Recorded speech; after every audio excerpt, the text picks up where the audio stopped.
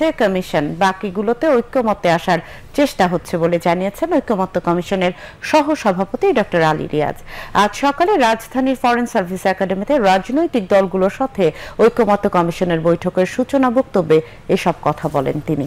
Doctor Ali Riaz জানান, কমিশনের একক সিদ্ধান্ত নয়, সবার মতামত, সিদ্ধান্ত ও সম্মিলিত স্বাক্ষরের ভিত্তিতেই যে কোনো মূল্যে 31 জুলাইয়ের মধ্যে সংস্কার সংলাপ শেষ করে একটি সনদ তৈরি করতে চায় জাতীয় ঐক্যমত্য কমিশন।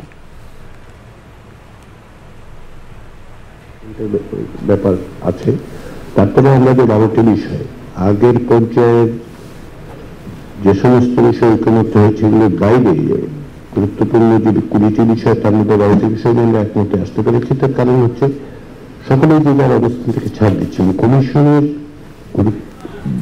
অবস্থানটা হচ্ছে এগুলি গুরুত্ব বিবেচনা করে আমরা যেন এক জায়গায় আসতে পারি, এগুলো আমাদেরকে কোনো না কোনোভাবে নিষ্পত্তি করতে হবে।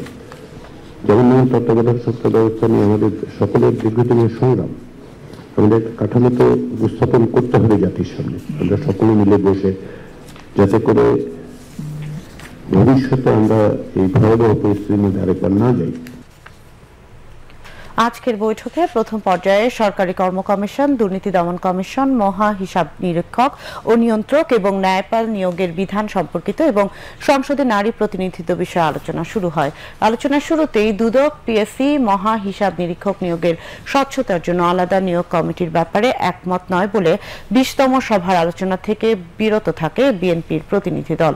সাংবিধানিক প্রতিষ্ঠানগুলোতে নিয়োগের বিষয়ে আলোচনা না করে বিএনপির ওয়াক আউট করাকে অনভিপ্রেত জানিয়ে এনসিপি সদস্য সচিব আক্তার হোসেন বলেন, এ বিষয়ে তাদের বক্তব্য উপস্থাপনের দরকার ছিল।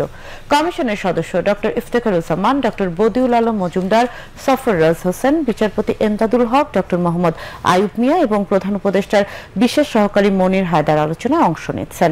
বৈঠকে বিএনপি, জামায়াতে ইসলামী, জাতীয় নাগরিক পার্টি, এনসিপি, গণ অধিকার পরিষদ, গণসংহতি, বাংলাদেশের কমিউনিস্ট পার্টি, বিপ্লবী ওয়ার্কার্স পার্টি, আমার বাংলাদেশ এবি পার্টি সহ 30টি রাজনৈতিক দলের প্রতিনিধিগণ অংশ নিচ্ছেন।